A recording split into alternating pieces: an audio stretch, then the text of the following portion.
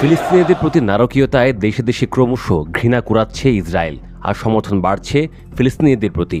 কোথাও কোথাও সোচ্চার এইসব কণ্ঠের যারা, তাদের মুষ্টিবদ্ধ হাতে পড়ছে হাতকড়া, এমনকি হতে হচ্ছে নির্মম নির্যাতনের শিকার।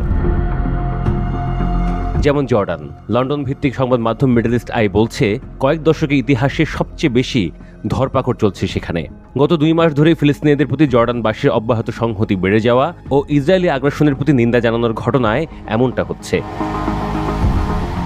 বিভিন্ন সূত্রের মাধ্যমে মিডল ইস্ট আই খতিয়ে দেখেছে যে জেনারেল ইনভেস্টিগেশন ডিপার্টমেন্ট বা জিআইডি গাজায় ফিলিস্তিনিদের প্রতি সমর্থন ও অর্থসহ নানানভাবে সহযোগিতাকারীদের ব্যাপক হারে আটক ও জিজ্ঞাসাবাদ করছে।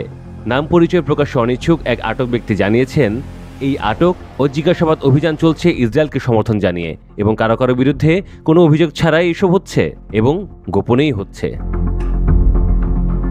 আটক ও জিজ্ঞাসাবাদের শিকার এরকম শত শত ব্যক্তিকে জিআইডির পক্ষ থেকে এমনভাবে হুমকি ধামকি দেয়া হচ্ছে যেন তাদের কিছুই হয়নি।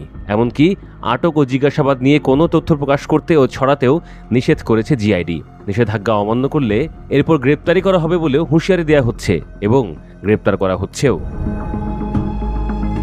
সবচেয়ে কৌতূহলপূর্ণ ব্যাপার হচ্ছে, যারা গাজাবাসীর প্রতি নানানভাবে সহযোগিতা ও সমর্থন জানিয়ে যাচ্ছেন তাদেরকে স্বেচ্ছায় জিআইডি কার্যালয়ে গিয়ে জিজ্ঞাসাবাদে অংশ নিতে বলা হচ্ছে, এবং এটি মাত্র একবারের জন্য নয়, বরং ধারাবাহিকভাবে টানা কয়েকদিন যেতে হচ্ছে।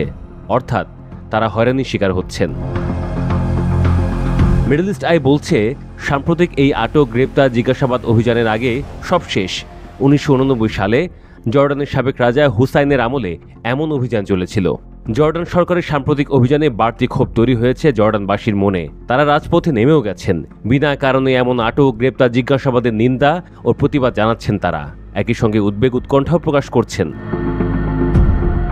চলতি বছর এপ্রিল মাসের 3য় সপ্তাহে জর্ডানে গাজার সমর্থনে যে কোনো ধরনের বিক্ষোভ নিষিদ্ধ করা হয়। দেশটির সামরিক বাহিনী জানায়, জর্ডানে সশস্ত্র হামলার পরিকল্পনা চলছিল, যেটি ব্যর্থ করে দেয়া হয়। ওই ঘটনায় গ্রেপ্তারও করা হয় 16 জন সন্দেহভাজনকে।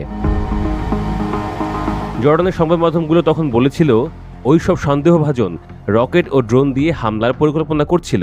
দেশটির তথ্যমন্ত্রী মোহাম্মদ আল মোমানি তখন দাবি করেন, বিদেশি সহায়তায় রকেট বানানোর সময় এইসব সন্দেহভাজনদের গ্রেপ্তার করা হয়।